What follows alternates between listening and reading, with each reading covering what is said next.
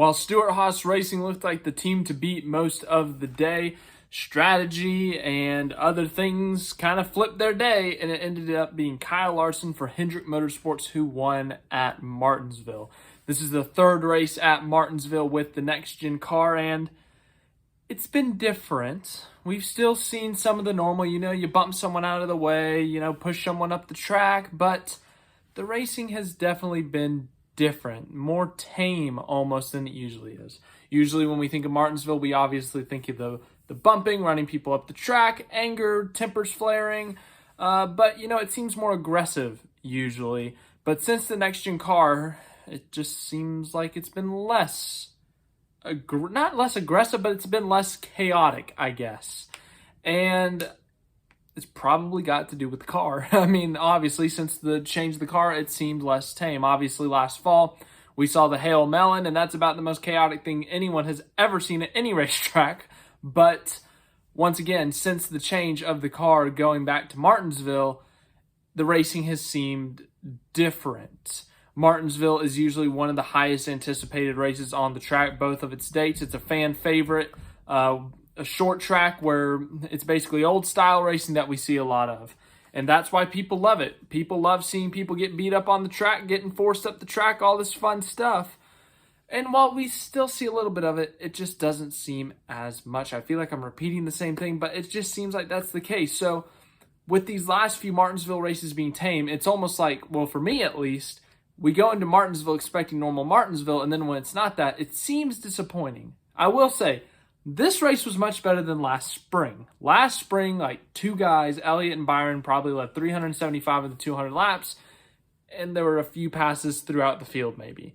Last spring's race was probably the worst, one of the worst Martinsville races I've ever seen. The 2019 spring race, when they ran the 550 package with the big spoiler, Keselowski led like 390 of the 400 laps. That was a rough one. But this seemed improved from last spring for sure. But still, it's not quite what we're used to, I guess. But still, overall, it was still pretty fun, entertaining race if you put expectations aside, even though it is Martinsville. But I still enjoyed the race. There was passing throughout the field. There were some passes for the lead this time from multiple drivers, multiple teams. But the team to beat, it seemed like, was Stewart-Haas Racing. They looked really good in qualifying, with Ryan Preece getting his first career pole, Aric Almirola, Chase Briscoe, and Kevin Harvick all qualifying very well. And even, I think, 3 of the 4 of them led laps. Preece dominated the opening of this race, led the first 120, 130 laps of this race, won stage 1. But he got a pit road penalty for speeding, and that ruined his day. Track position was key today. There was not a lot of tire fall off, and if you were back in the pack, it was hard to pass. It pretty much set the tone for the rest of your day, and that's what happened to Ryan Preece. They were never able to capitalize on any strategy or capitalize on any cautions, and they kind of just sat 15th to 20th the rest of the day after being the best car early on. We saw Kevin Harvick win stage 2. I think he finished in the top 10, maybe not. No, because he had a late problem on that last caution. Under the pit stop, the wheel broke and cut his tire, and he had to come back in. But he was up in the top 5 most of the day. Aric Almirola was up in the top 10, top 5 most of the day. And Chase Briscoe led a good bit of laps, and he was up in the top 5, top 10 most of the day. So Stewart-Haas Racing as a whole, this was a huge opportunity for him. Stewart-Haas Racing, since the end of 2020, has struggled. Remember, 2020, Kevin Harvick had 9 wins that season. Cole Custer had a win. I think that was it in terms of the winning, but that was one of their better years. Then since then, 2021, only Almirola won. Last year, Harvick picked up a couple of wins and Briscoe won. This year, they got close with Harvick at Phoenix, but other than that, they haven't really had an opportunity to win.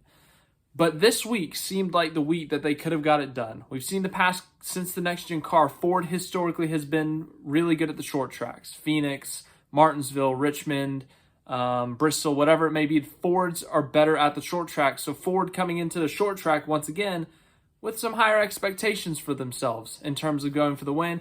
And SHR, after that qualifying effort, after sweeping the stages and still having all their cars up in the top 10 or top 15, whatever it was, they had to have high expectations. They had to think, this is it. We have a really good chance at winning. And unfortunately, they could not capitalize. It was Kyle Larson getting his first Martinsville win. Kyle Larson, Martinsville, he's even admitted this, has never been his strength. It's just not his style of racetrack. He struggled early on in his career at this track, but as time has gone on, it seems like he's done better, but he's never been dominant at this track.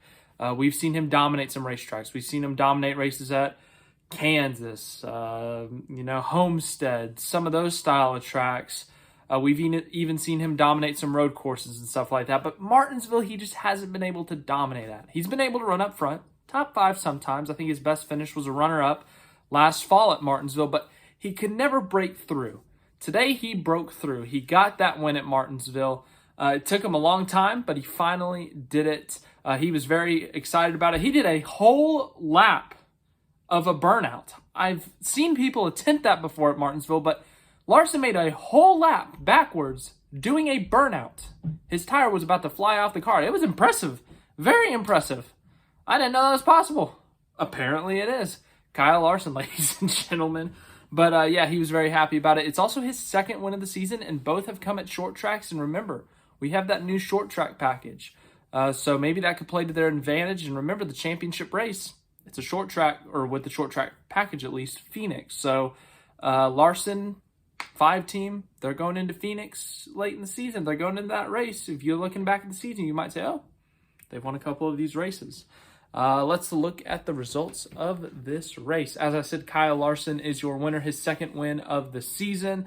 That basically locks them into the playoffs, I guess. There was always that threat of there's 16 winners, you're the lowest in points. I don't think that was going to be a scare for Larson, but he becomes the second multi-time winner in 2023, the other being his teammate William Byron. Once again, he's won on short tracks, both of his wins coming on short tracks. His first Martinsville win.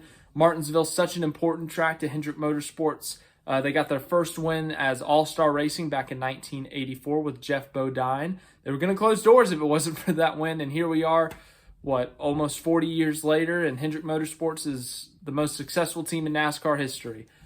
So obviously Martinsville very important in that aspect, and then obviously the tragedy for Hendrick Motorsports, the plane that crashed on the way to Martinsville.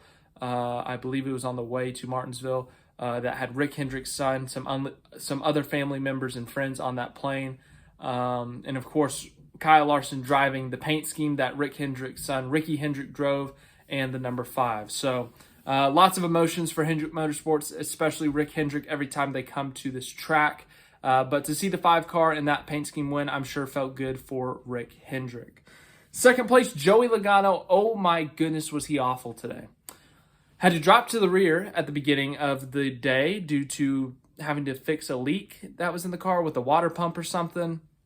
And he was lapped like in the first stage. He was running like 31st. The whole first stage got lapped, was running terrible the whole day. And then that final caution comes out with 50-40 to go. And they make a strategy call. Let's stay out. Let's stay out and see what happens or something. No. Actually, it was before that. It was when the caution came out during green flag pit stops, and he was like 9th. And so now he's in the top 10. But then that next caution, the last caution, is when he said, let's stay out and lead some laps. And they ended up getting second. That car was not great today. Some things went their way. They played some strategy cards, and they finished second. Really good day considering how bad the start was. Third place, Martin Truex Jr. What a roller coaster of a day. Started up in 5th. Was running in the top 5 the first 30, 40 laps, and then fell off a cliff. I mean, he fell to like 17th or something in the span of 20, 30 laps. He got lapped at one point. I mean, he just was doing terrible. Him and Logano both benefited off of that caution during the green flag pit stops. They made an adjustment to that car, and Truex took off. He went from like 9th to 3rd on that final run. So once again, Martin Truex Jr., Martinsville's been one of his better tracks in recent years, and he showed it here. 3rd place finish for Truex. 4th place, Denny Hamlin. I don't know if you'll believe me or not. This is his first top 5 of the season. Martinsville's always been a good track for Denny Hamlin. I believe it's his home track, and he's got 5 wins here, but to see him up front's no shock. He led some laps, was up front, ends up finishing 4th. Chase Briscoe finishes 5th. As I said, great day for SHR in terms of leading laps, in terms of winning stages, but couldn't get the job done. So disappointing that aspect, but a top 5 for Chase Briscoe. He's got to be happy with that. And remember, he's got a broken middle finger on his left hand, so he's driving with an injury. So he's getting surgery on that tomorrow. We'll see how that goes. 6th place, Eric Almirola in the top 10 all day. SHR, really good all day. You can't complain about them. They did great. 7th place, Ryan Blaney, solid day for him. 8th, Ricky Stenhouse Jr., doing pretty good. Back-to-back top 10s, I believe. 9th place, Bubba Wallace, up and down day for him. He was up in the top 10 for a good chunk of that first and second stage, I want to say. Got a speeding penalty and was to the back, and very similar to Priest, just couldn't make his way through the field because it's difficult to pass. Catches a timely caution just like Truex and Logano. Makes a strategy call, and they end up getting a top 10. So really good day for him. And then 10th place, Chase Elliott. Elliott in his return to NASCAR after missing 6 races due to a broken leg. I don't know if you guys heard that. They didn't mention it on the broadcast at all, or before the race, or on the commercials before the race. But Chase Elliott, he missed a few races, and he was back today. I know, shocking news. But top 10. He was like 20th to 25th the entire race, and then it clicked with like 40 to go. It started to click again, and he made up like 10 spots in the last 40 laps and gets a top 10. I mean, he was just picking them up, putting them down. He was going insane there. So he somehow gets a top 10 after running like 20th all day. Good for him. Good to see him back. But he seemed a little worn out at the end. He didn't say it was his leg. It was apparently really hot. Not just him, but all the drivers were saying it was really hot inside the cars today. And obviously Elliott has been rehabbing his leg the last few weeks, so he hasn't had as many opportunities to do conditioning and that kind of stuff. So he was probably a little bit more worn out than usual. 11th place, Alex Bowman. 12th place, Austin Dillon. 13th place, Ross Chastain. First time back at Martinsville since the Hail Melon. 14th, Chris Buescher. 15th, Ryan Preece. Really good day for him, but that speeding penalty, that killed their day. It really did. He was looking really good. Strong car, up front, leading laps. 15th. 16th, Christopher Bell. 17th, Daniel Suarez. Suarez was up front for a good chunk of the day. 18th, Ty Gibbs. 19th, Michael McDowell. 20th, Kevin Harvick. Really good race. Ran top 5 the entire race. Led laps. Looked like he was going to have a shot at winning this thing, but an unfortunate mechanical failure, and 20th. 21st, Kyle Busch was irrelevant all day. That was a little shocking. 22nd, Tyler Reddick. He was up in the top 5, top 10 for the early parts of the race, but kind of fell off throughout the race. 23rd, William Byron was a favorite to win this race after dominating this race last year. Fell off a cliff early and probably ran 15th to 20th the entire race. Finishes 23rd. 24th, Brad Keselowski. 25th, Todd Gilliland was actually running up in the top 10 after a strategy call and was holding his own, but he ends up 25th. 26th, Corey LaJoie. 27th, AJ Allmendinger. 28th, Justin Haley. 29th, Harrison Burton. 30th, Noah Gragson. 31st, Eric Jones. 32nd, Ty Dillon. 33rd, Austin Cindric. Irrelevant all day, like in the back. Don't know what happened there. 34th, Zane Smith. 35th, Anthony Alfredo. 36th, JJ Yeley, the 2009 F1 champion. That's a joke. They had a typo on the broadcast on Saturday. Anyways, thanks for watching. Hope you enjoyed. Next race is going to be Talladega. I'm going to be there, actually, but I'll let you know all those details coming up in the next few days of what I'm going to be doing there, and I'll do my best to get you guys some stuff. But yeah, thanks for watching this. Hope you enjoyed. Let me know what you thought of the race. I thought it was solid. It was a solid race compared to normal Martinsville. It wasn't a thrilling Martinsville race, but it was still a fun race. I'd say like a 6.5, 7 out of 10, somewhere in there. Not exactly, something I'm going to remember in 10 years, but, it was still a solid race. So let me know what you thought of the race, and I will see you guys in the next video.